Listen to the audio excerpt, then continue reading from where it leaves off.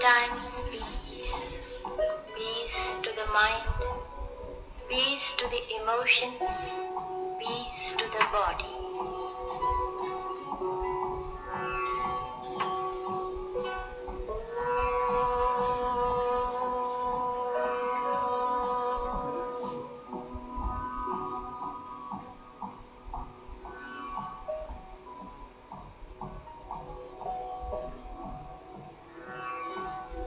Sato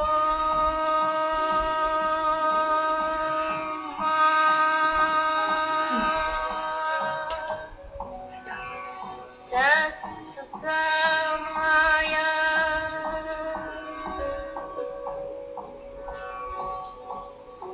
Tamaso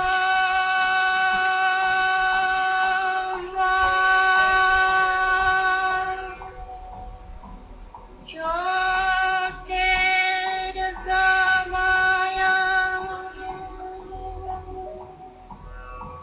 Asato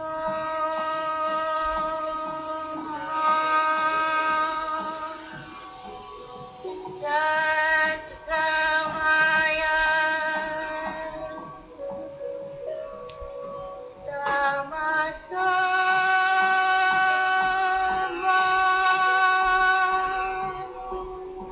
Jyotirgamaya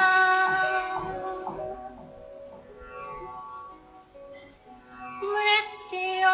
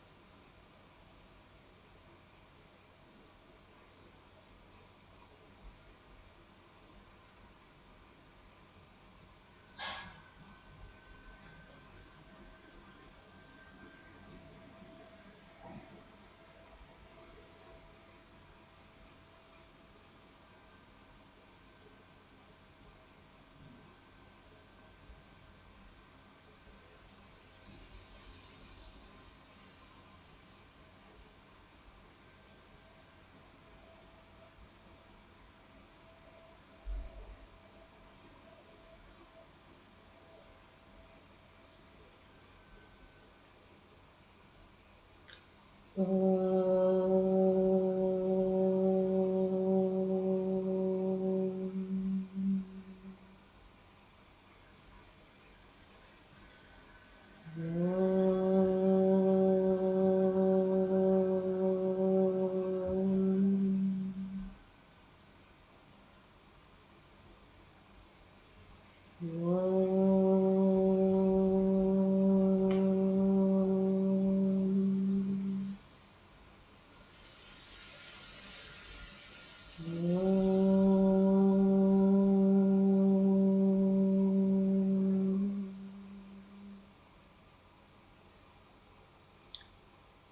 Om.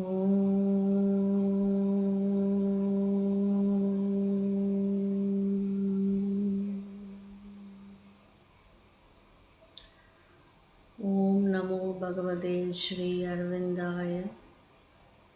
Om Anandamayi. Om Chaitanyamayi. Om Satyamayi.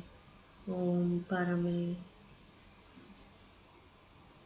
O my beloved Lord, let us be thine integrally. Let Lord's divine peace be with us. Om, peace, peace, peace.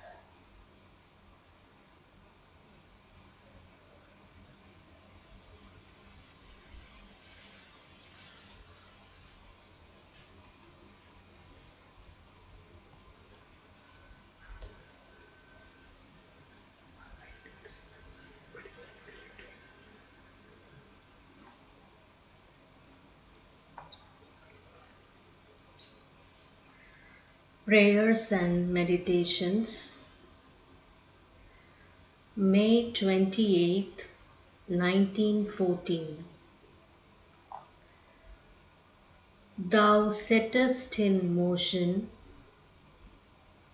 thou stirrest and churnest the innumerable elements of this world, so that from their primal darkness, their primeval chaos, they may awaken to consciousness and the full light of knowledge. And thou usest thy supreme love to churn all these elements in this way. And it is from thy infinite, unfathomable heart that these inexhaustible torrents of love spring forth. Thy heart is my dwelling place. Thy heart is the reality of my being. In thy heart I am nestled, and I have become thy heart. Peace, peace upon all beings.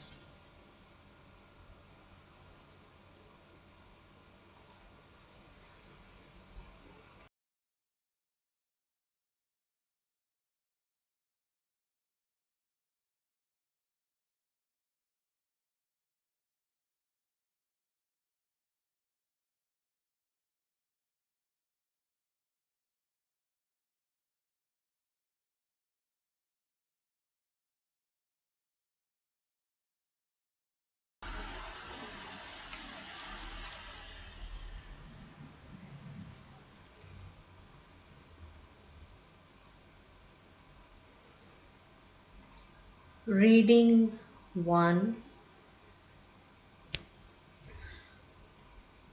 Chaitanya Mahaprabhu. It is said that there are intensities of love where all its essential instincts are divinized,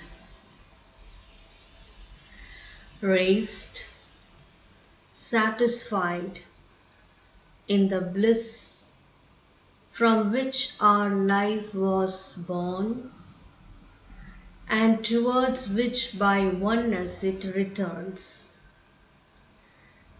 In the Ananda of the divine existence, where love is absolute, eternal, and unalloyed. Such is the possibility which is awaiting us if we choose to make of it the aim of our life.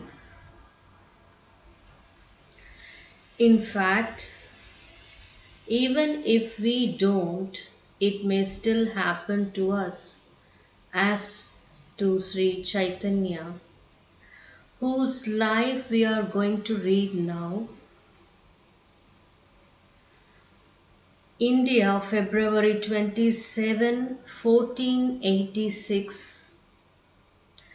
It was the night of the lunar eclipse, and most of the people of Navdeep, Bengal, were out on the bank of holy Ganges, observing and celebrating the event. As the chants of Hari filled the air, a son was born to Jagannath Mishra and his wife Shashi. Of their 8 other children, only Vishwaroop, the first son, had survived. The happy parents did not know that their newborn child was to become a famous sannyasin, revered throughout India as Sri Krishna Chaitanya and incarnation of Sri Krishna himself.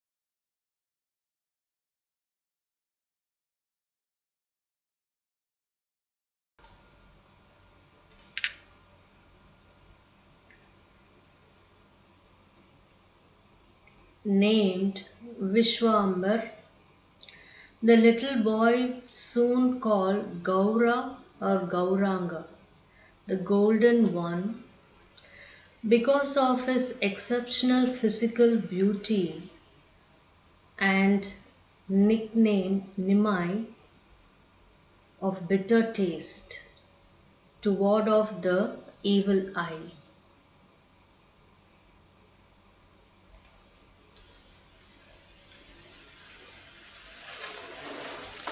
Throughout his childhood, Nimai kept an extraordinary fondness for the name of the Lord. When he was crying, nothing would console him but to hear people around him chant the name. Whenever the word Hari was uttered, he would leave whatever he was doing and dance for joy, his hands uplifted, his eyes upturned, his face and his whole little body a radiant expression of his spontaneous inner bliss. The boyish frolics of Nimai were in many ways similar to those of Gopala himself. Milk, curd, butter, ghee, sweets were not safe from him in any neighboring house. When he was on the bank of the Ganges playing his tricks, those who were there to bathe had better be careful. He would run away with the articles they had brought for worship. He would interrupt someone in meditation and say, "Worship me, for I am the God you are meditating upon." He would climb upon the shoulders of another, proclaiming, "I am Lord Shiva," and jump into the Ganges, using the shoulders as a diving board. He would swim under water as if he were a crocodile and pull the legs of the people bathing. On the bank, he would discreetly interchange the clothes of men and women. The list of his pranks was endless, and so was the line of people coming to complain about him to his mother Shashi. Yet he was so utterly sweet and lovable and charming, and everyone was so fond of him that whenever Jagannath went looking for his naughty son, determined to chastise him properly, his very victims would intercede for him and help him hide away until his father's anger had cooled. One day, this happy childhood took a different turn. Nimai's elder brother Vishwaroop went away from home to become a sannyasi. Jagannath and Shashi were overcome with grief and grew anxious about that their only remaining child, their beloved Nimai, would also abandon them if he were allowed to study as Vishwaroop had been. Nimai was then about 8 years old, although Jagannath himself was a scholar. He had kept his last son away from school for several years. But the young boy grew only more wild and desperate, and his father finally had to relent and let him go to school. Nimai's intellectual genius then started to unfold. Navdeep was at that time a renowned university town where good teachers and brilliant students were common. Nimai was sent to the best school in town. There were about 1,000 other students with him in that school, but this lad of 14 eclipsed them all by his extraordinary intelligence. It was his favorite pastime to challenge the pupils of other schools to intellectual debates with him on the bank of Ganges. He would offer his own explanation of a sutra and ask others to criticize it. On their failing to find any flaw in it, he would himself then point out a number of flaws and offer another explanation, which he would again criticize to finally re-establish his original explanation with extraordinary skill and ease. Nimai's only passion now was study, to which he applied himself with single-minded devotion. Intellectual giant that he was, he acquired mastery over the different branches of Sanskrit, learning at a very early age. Even certain well-known scholars who had challenged him to a rhetorical debate were properly defeated and compelled to recognize him as a prodigy. Continued.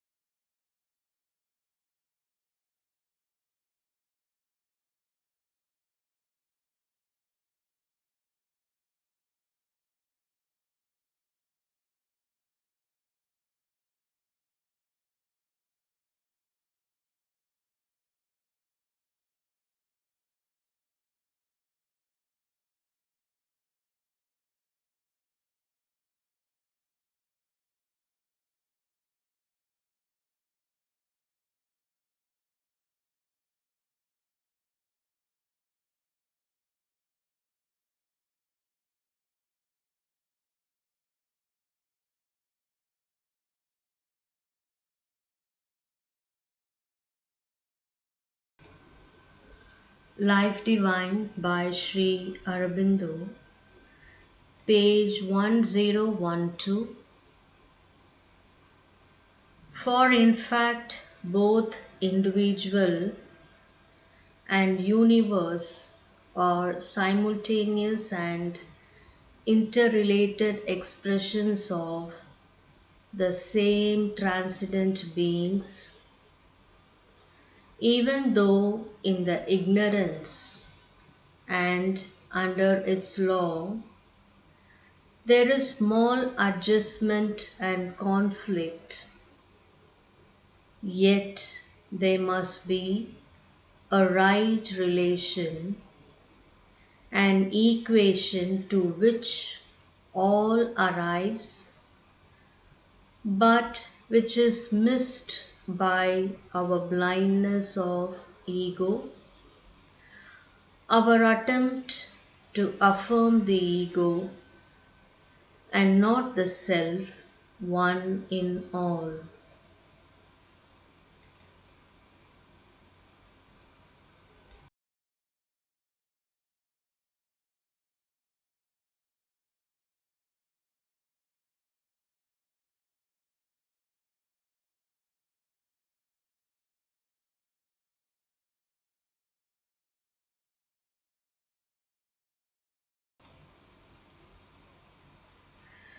The supramental consciousness as that truth of relation in itself as its natural right and privilege. Since it is the supermind that determines the cosmic relations and the relations of the individual with the universe, determines them freely and sovereignly as a power of the transcendence. In the mental being, even the pressure of the cosmic consciousness overpowering the ego and an awareness of the transcendent reality might not of themselves bring about a dynamic solution.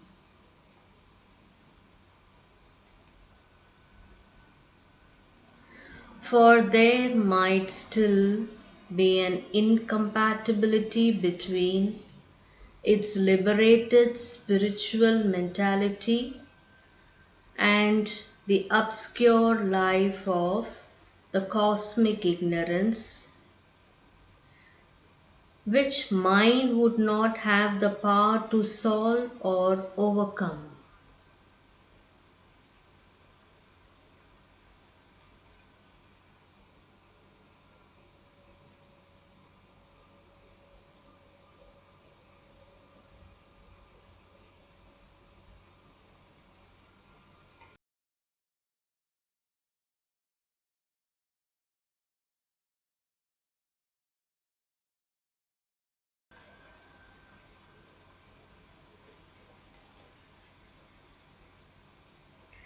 But in the supramental being, not only statically conscious but fully dynamic and acting in the creative light and power of the transcendence.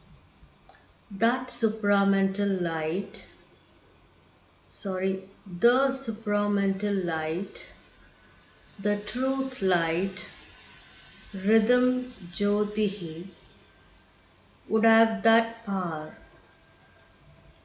for there would be a unity with the cosmic self, but not a bondage to the ignorance of cosmic nature in its lower formulations. There would, on the contrary, be a power to act in the light of the truth on that ignorance.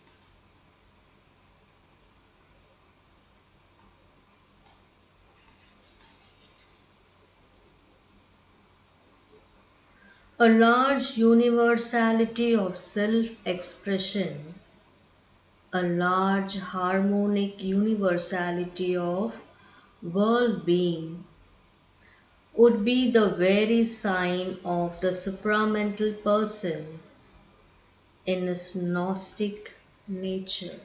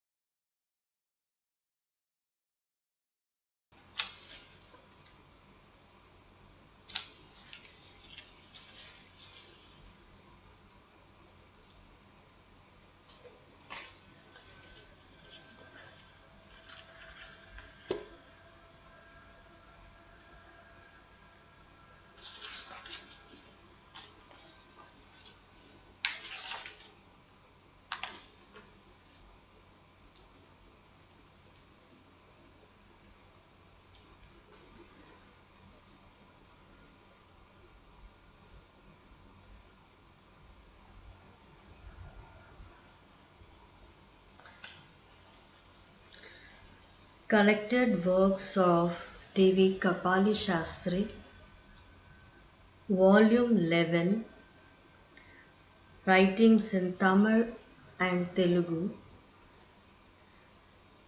Rigvedam, Agni Suktangal,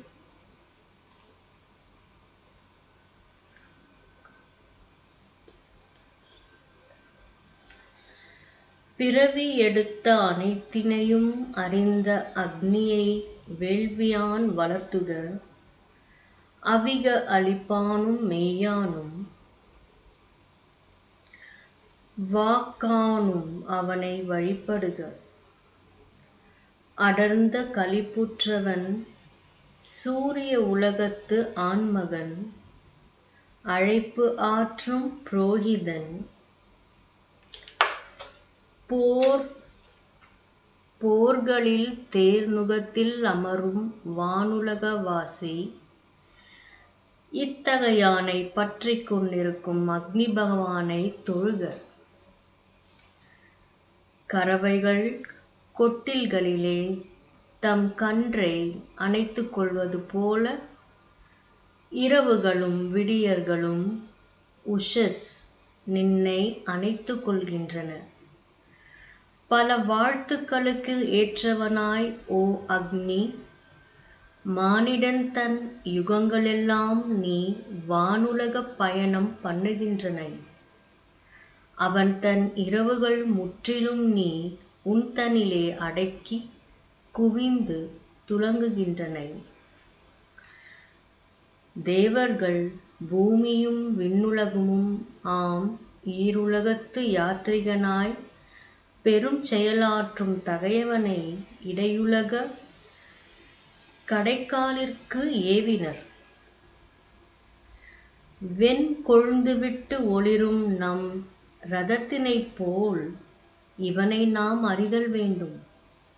மக்களின் பால் நண்பனைப் போன்ற அவ்வக்னியை நாம் வழுத்துலான் போற்றல் வேண்டும். இருவகை பிறப்பினிலும் நம் பாதையை காப்போன், காட்சி செறிந்த கண்களால் நம்மை அறிவினில் விழிப்புறுத்துவோம், பல்வண்ணத் தாயின் காப்பாளன். இத்தகைய இவன் தன் ஒளி அழகினில் பசும் பொன்னே போன்று மாறிப் பொழிந்து கொண்டு, இவனை கோணலாம் உலப்பினிலே மந்திம உலகினலே இவன் தன் அகத்தினிலே அவர்கள் நிறுவினர்.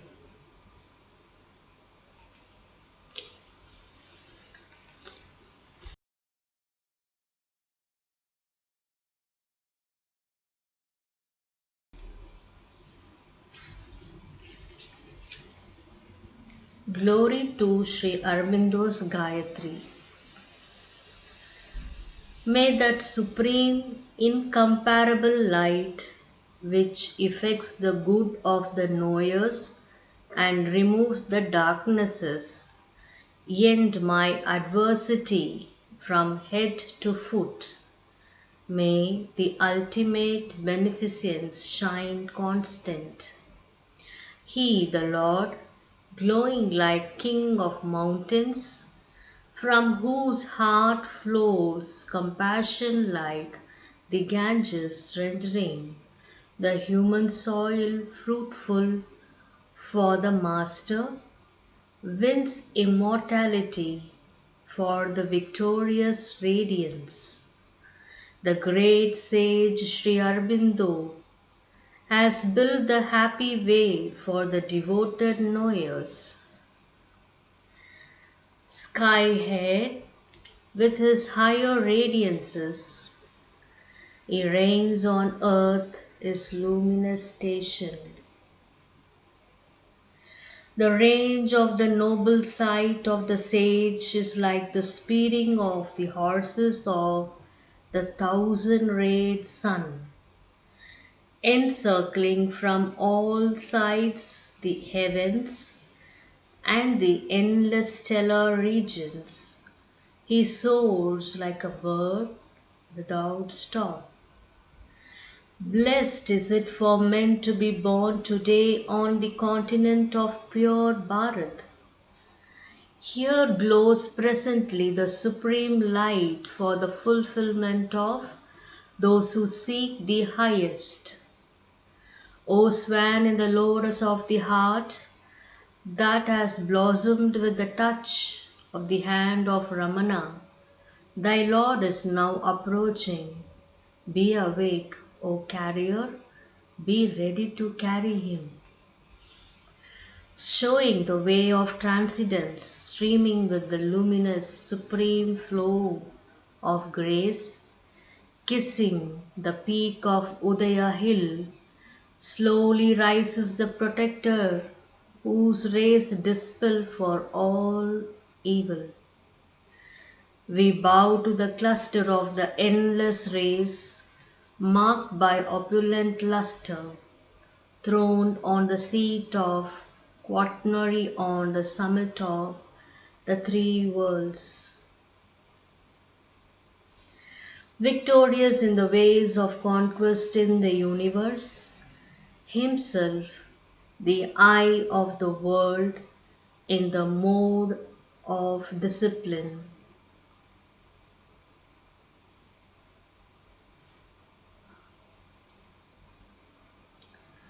The very sap in the ways of love. He is not touched by the notion of emergence, even in the way of merger. Let this be our dhyan. He, by the sport of whose fragment has issued this charm of the origin and movement of the universe, with his body of light, forms the vermilion mark on the sky forehead of the entire creation. The mind of even intellectuals given to higher pursuits is struck by objects sleek, steeped in the play of falsehood. O heart, enough of vain thinkings. May thy burning fires calm down, be tranquil. My inner world is ever steeped in the upper waters of the Lord of the universe. If this earthly body be subjected to unbearable stress, what matters it? Agni Kastava.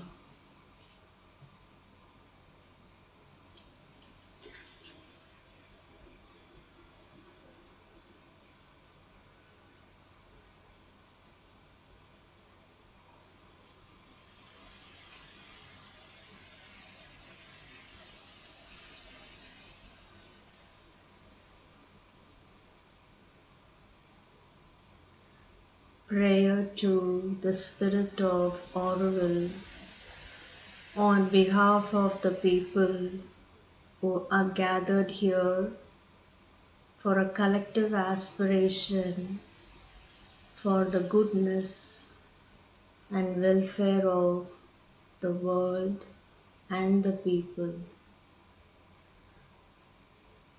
Dear Mother, we pray from Aurobindo as we are the representative of the human kind. Let us be open and wide and embracing the light of the Divine Mother without any obstruction and doubt. Let us be the receiver of your light and spread this light to the people who are connected here. Bless each one of us, Mother, as we are the representatives. Let us carry the light and be the torch of humanity's difficulties and burden we face at this crisis.